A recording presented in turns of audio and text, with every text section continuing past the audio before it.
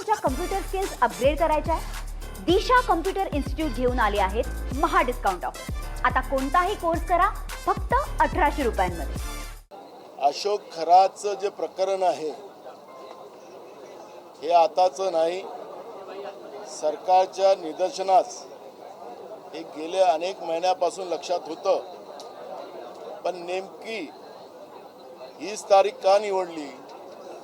एकनाथ शिंदे हे दिल्लीला भाजपच्या आकांना भेटायला गेलेत आणि ते इकडे फडणवीसांच्या खुर्चीला धक्का लागते का ही भीती निर्माण झाली. आणि म्हणून या घटनेमध्ये जो राजकीय वास येतो आहे त्याचं कारण आहे की महाराष्ट्रामध्ये एकनाथ शिंदे असतील की फडणवीस असतील यांच्यामधला जो संघर्ष आहे तो विधानसभेतही आम्ही पाहिलेला आहे. आणि त्याच्यामुळे या अशोक खरातला त्याच्या बंधुगिरीच्या बाबतची सरकारला माहिती असल्यामुळे त्याला ऐन वेळेवर हे सगळं वातावरण बदलवण्याच्या दृष्टिकोनातून आणि याचे धागे खराताचे देशाच्या गृहमंत्र्याबरोबर आहे. आणि म्हणून अशा पद्धतीचं हे ट्रँगल उभं करण्याचं काम या बंधुभावाच्या प्रकरणात केलं गेलेलं होतं. आपल्याला लक्षात असेल, मी विधानसभेत बोललो की ज्या IG आहेत तिथले नाशिक विभागाचे, जेव्हा ही घटना बाहेर आली, तो परब आणि दोघं जणांनी जेव्हा ते व्हॉट्सअप त्या खरातांना केले त्या काही दृश्यांचे, त्या आधारावर खराताला वाटलं की आता हे भानगड मोठी होणार आणि म्हणून खरात त्या IG कडे गेले आणि यांच्यावर कारवाई करायच्या बाबतची भूमिका त्यांच्यासमोर मांडली.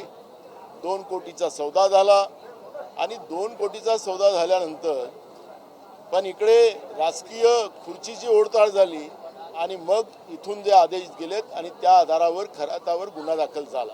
तर इथं प्रश्न निर्माण असा झाला की सरकारला ही सगळी घटना माहीत होती. त्या ठिकाणी महिलांचं शोषण होते आहे.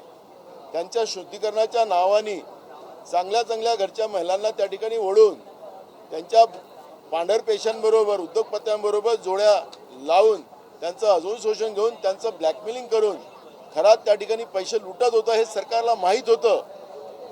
पण सरकार त्याला राजकीय वापर करते आणि हिंदूच्या नावाने सत्ता गाजवणारी लोक, जी लोक हिंदू धर्माला भ्रष्ट करतात, त्या भ्रष्ट करणाऱ्या लोकांना पाठीशी घालून जेव्हा त्याची गरज संपली त्यावेळेस त्याच्यावर या पद्धतीचा कार्यक्रम लावायचा आणि तिथपर्यंत महिलांचं शोषण होऊ द्यायचं. या पद्धतीच्या घटना या निमित्तानं लक्षात आलेल्या आहेत. विधानसभेत आम्ही सांगितलं की मुख्यमंत्र्यांनी याचं उत्तर दिलं पाहिजे. ही घटना ज्या पद्धतीनं आपल्याला सोपी वाटते ती सोपी नाही आहे. सरकारचं याच्यामध्ये सहभाग आहे.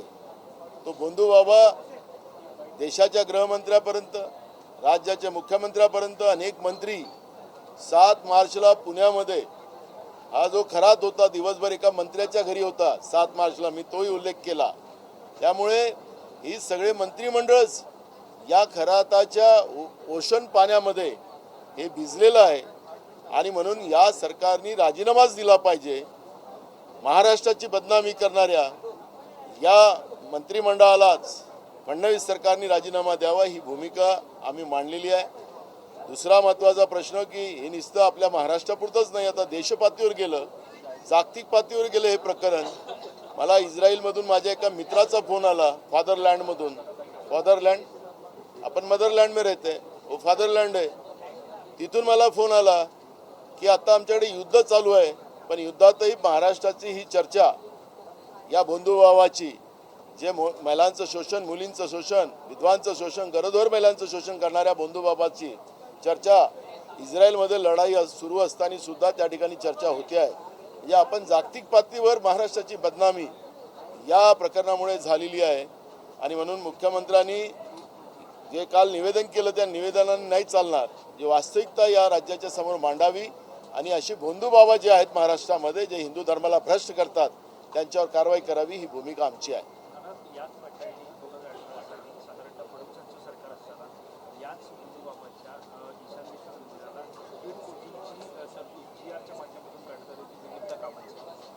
मी तो GR विधानसभेत दाखवलेला आहे. 2017 रावल हे त्या विभागाचे मंत्री होते आणि त्यांच्याच मंत्रालयातून त्यावेळेस जे GR आहेत त्याला खूप तीर्थस्थळाला त्यांनी पैसे दिलेले आहेत. त्याच्यामध्ये 11व्या क्रमांकावर या गोंधू बाबा अशोक खराच्या देवस्थानाला 1.5 कोटी रुपये त्या ठिकाणी दिलेले आहेत. आणि त्याच्यामुळे हे जे आहे तिथं नळ योजना झाली, त्याच्यानंतर तिथं पाईपलाईन झाली, रस्ते झालेत. त्याला 1.5 कोटी रुपयामध्ये मग त्याच्यामध्ये त्याला गट्टू लावून दिले, सगळे सौंदर्यीकरणाचं काम झालं त्याच्या आश्रमाचं. पण हा पापी खरात याचं सगळं पाप चालत असताना सरकार काय शांत बसलेले होतं आणि महिलांचं शोषण होऊ देण्याचं काम सरकारने केलेलं आहे, असं हे चित्र आपल्याला पाहायला मिळतं.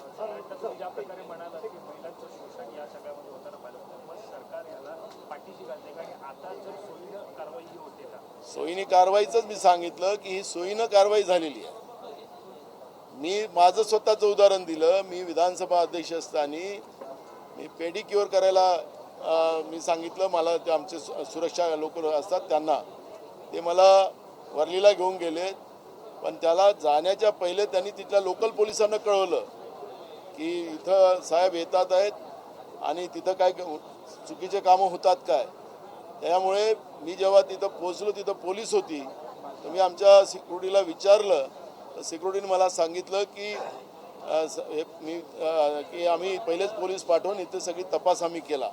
मग राज्याचे मुख्यमंत्री, देशाचे गृहमंत्री, राज्याचे मंत्रिमंडळातली लोक या अशोक खराच्या नाशिकच्या जो बनवलेला मोठा ऑफिस आहे तिथं हे जायचे, त्याच्या आश्रमात जायचे. तर police commissioner Nashik, IG Nashik या सगळ्या मोठे लोक तिथं मुख्यमंत्री, देशाचे गृहमंत्री तिथं जात असताना यांनी माहिती का देऊ नये, यांना माहिती दिली असेल तरी हे लोक गेलेत. या पद्धतीची माहिती आम्हाला पुढे आणून द्यावी, ही मागणी आम्ही या ठिकाणी केलेली आहे.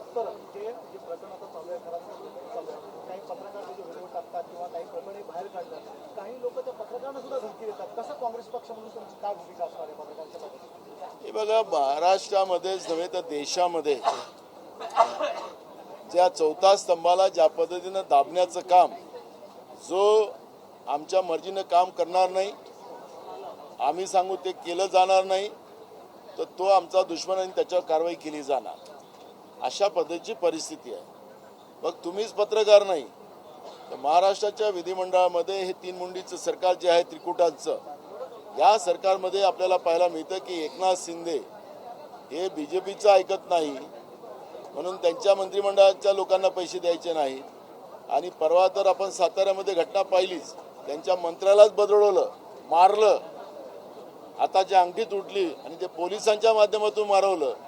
म्हणजे आमच्याशी खाजवलं, तुम्ही मंत्री असा उपमुख्यमंत्री असा, तुम्हाला आम्ही ठोकू, अशा पद्धतीची परिस्थिती, तानाशा व्यवस्था आज महाराष्ट्रामध्ये निघालेली आहे.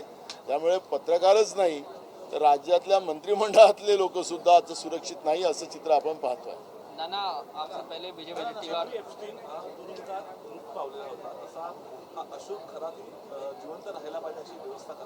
मी आज ती भूमिका मांडली की आपल्याला बदलापूरची घटना माहिती आहे.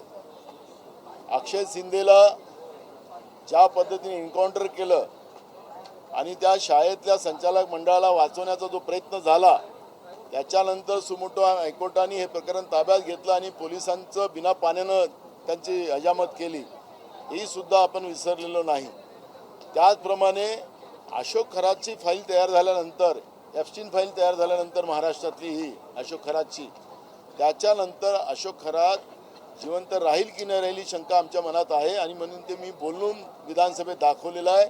आणि म्हणून पहिलेच, कारण की अक्षय शिंदेचं प्रकरण मला माहिती आहे, माझं चुकून मी अक्षय शिंदेच्या जागी मी अक्षय शिंदे आणि मग एकदम एकनाथ आलेलो होता, मी त्याला म्हटलं की मी एकनाथ नाही त्याचंही, तर त्यामुळे मी तिथं थांबलो. ते शिंदे म्हटलं तर एकदम येऊन गेलं मला, कारण गेम राजकीय चालू आहे. त्यामुळे मला ते भीती आहे की या अशोक खराचं सुद्धा अक्षय शिंदे होईल का, आणि म्हणून हे झालं नाही पाहिजे, त्याची भूमिका आम्ही मांडलेली आहे. नाना, क्या आपको ऐसा खरातांच्या संबंधित जे ट्रस्ट आहेत त्या सर्व ट्रस्टींची आता चौकशी होणार आहे.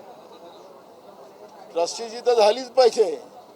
मी त्या दिवशी बोललो, आजही बोलतो, ते एकट्याच चाकणकर ज्या मॅडम होत्या त्यांनाच राजीनामा द्यावा लागला.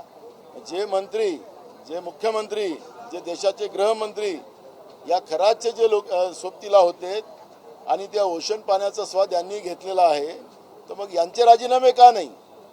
ती महिला आहे म्हणून तिचा राजीनामा. आणि मग हे काय, हे कशासाठी जात होतं तिथं? दिसतं ओशन पाणी प्यायला जात होते.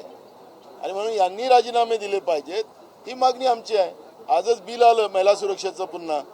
ते एकीकडे महिला सुरक्षा सांगायचं आणि महिलालाच बळी चढवायचं चाकणकर मॅडमच्या माध्यमातून. त्यामुळे माझा मुद्दा आहे की ते चाकणकर मॅडमचं मी काही समर्थन करत नाही, पण जे लोक त्याच्यामध्ये आहेत, जे लोक त्या ओशन पाणी पित होते, त्या ओशन पाणी पिणाऱ्या मंत्रिमंडळातल्या लोकांचाही राजीनामा झाला पाहिजे, ही भूमिका आमची आहे.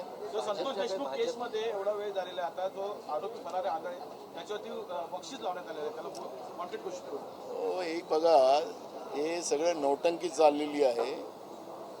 महाराष्ट्रामध्ये Maratha versus OBC, Banjara versus आदिवासी, गोवारी वर्सेस आदिवासी, ही महाराष्ट्रामधली आता एक नवीन परंपरा राज्य सरकारने आणलेली आहे. फडणवीसाचं सरकार महाराष्ट्रात आल्यापासून जाती जातीमध्ये, धर्माधर्मामध्ये वाद महाराष्ट्रामध्ये पाहायला मिळत आहे. त्यामुळे संतोष देशमुखाचं प्रकरण हे फक्त राजकीय दृष्टिकोनातून जिवंत ठेवायचं आणि त्याच्यावर राजकीय पोळ्या शेकायच्या. त्याला काय जमिनीमध्ये गडलाय तो आरोपी का जगाच्या पाठीवर कुठे असेल? तर महाराष्ट्राचं पोलीस एवढं कमजोर झालं का, हा प्रश्न या ठिकाणी निर्माण होतो. आणि त्या मंत्र्याला, त्या गृहमंत्रालयाचे मंत्री जे आहेत ते स्वतः फडणवीस आहेत, ते कमजोर झालेत का? हे सगळे प्रश्न या निमित्तानं निर्माण होतात. नाना, विपक्ष के कई नेताओं का ये कहना है कि अशोक खरात मामले में जो है कई बड़े नामों को बचाने के लिए उसका एनकाउंटर किया जा सकता है. आपकी पार्टी के नेताओं ने भी ये लाइन बात कही है. मैं विधानसभा में वही बात को रखा हूँ, अभी रख के आया हूँ. बदलापुर में वहाँ पे लड़कियों का शोषण किया जाता था, स्कूल में बच्चे पढ़ने वालों का, और वहाँ पर जब ये प्रकरण सामने आया, वहाँ पे काम करने वाला जो अक्षय सिंधे नाम का आदमी था, वो हैंडीकैप था, उसको ये सब पता था.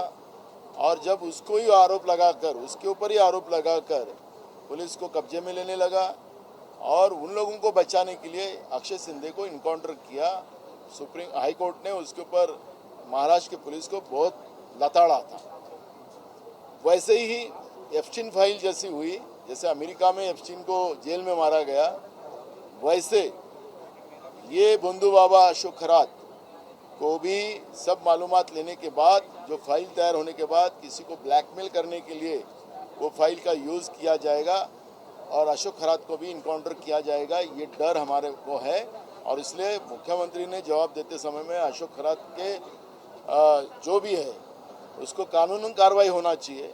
पर इस तरह से पूरे जो प्रूफ है वो नष्ट करने का काम अगर सरकार की तरफ से होगा तो महाराष्ट्र की जनता, देश की जनता इनको माफ नहीं करेगी. ईरान अमेरिका युद्ध को देखते हुए केंद्र सरकार ने ऑल पार्टी मीटिंग बुलाई है.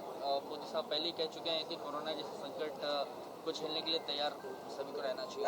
देश की सरकार और राज्यों की सरकार कहती है कि हमारे पास गैस की कोई कमी नहीं है, हमारे पास पेट्रोल की कमी नहीं है, हमारे पास डीजल की कमी नहीं है, हमारा देश सुरक्षित है.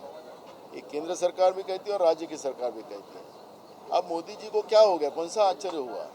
कौन सा चमत्कार हुआ? फादरलैंड में बर्बादी हो रही है तो मदरलैंड में भी बर्बादी होने का अब उनको अंदाजा है. तो इसलिए देश के प्रधानमंत्री ने जब युद्ध शुरू हुआ था, जो आखाती देश है अमेरिका है, ये हमारे लिए जो आखाती देश है, हमारे लिए ईरान हमारे लिए सबसे महत्व का था. हमें कम रेट में डीजल गैस सब मिलता था, लेकिन उसी से दुश्मनी लेने का काम केंद्र की सरकार ने किया है. और मुझे लगता है कि इतने दिनों के बाद, जब ये शुरुआत में ही अगर प्रधानमंत्री अगर देश के बारे में उनको थोड़ा भी ये रहता तो तभी विरोधी पक्ष के सभी लोगों को बुलाकर देश पे आने वाले संकट के ऊपर चर्चा करना चाहिए था.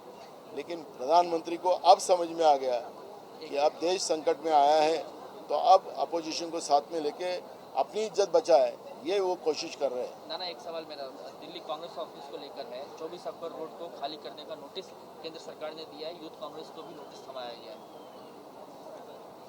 वो प्रोसीजर है और प्रोसीजर के आधार पे हो रहा है, तो इसलिए मैं उसके ऊपर कोई टिप्पणी नहीं करना चाहूँगा।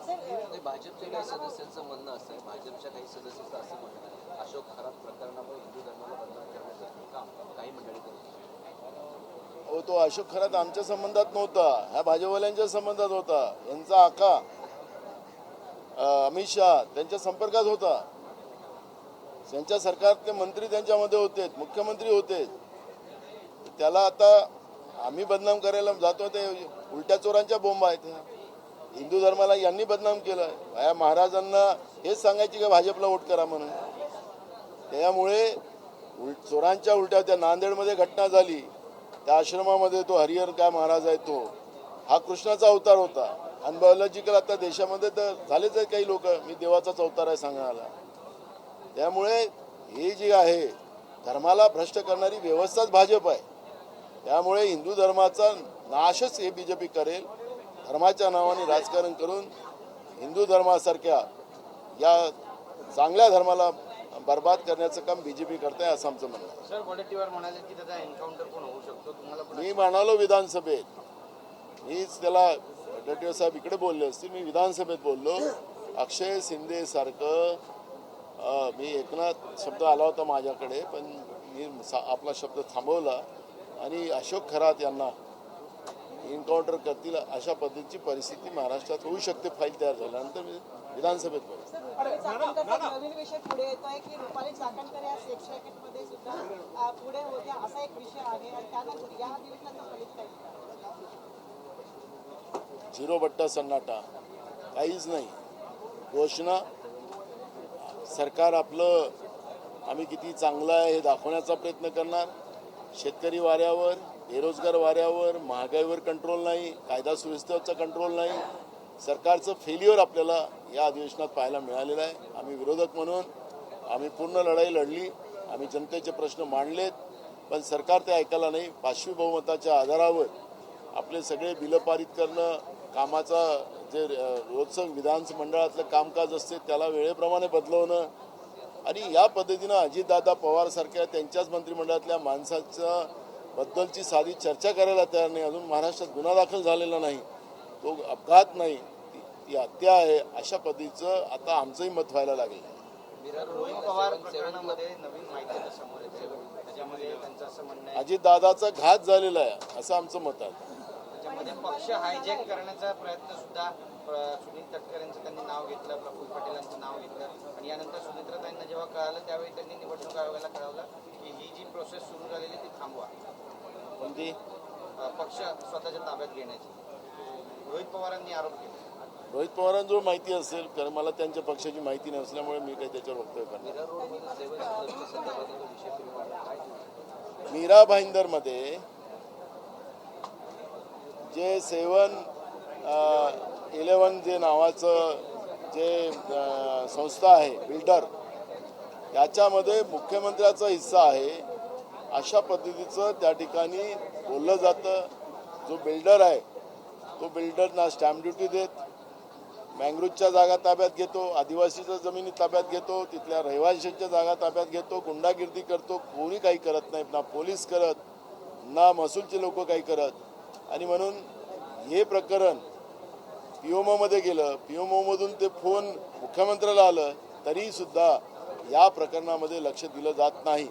याचाच अर्थ मुख्यमंत्र्याचा त्याच्यामध्ये सहभाग आहे, अशा पद्धतीची आता चर्चा मोठ्या प्रमाणात होते। सरकार मायबाप आहे, त्याच्यामुळे काय करणार पाहिजे। मला तुमच्या कम्प्युटर स्किल्स अपग्रेड करायच्या आहे? दिशा कम्प्युटर इन्स्टिट्यूट घेऊन आले आहेत महा डिस्काउंट ऑफर। आता कोणताही कोर्स करा फक्त 1800 रुपयांमध्ये।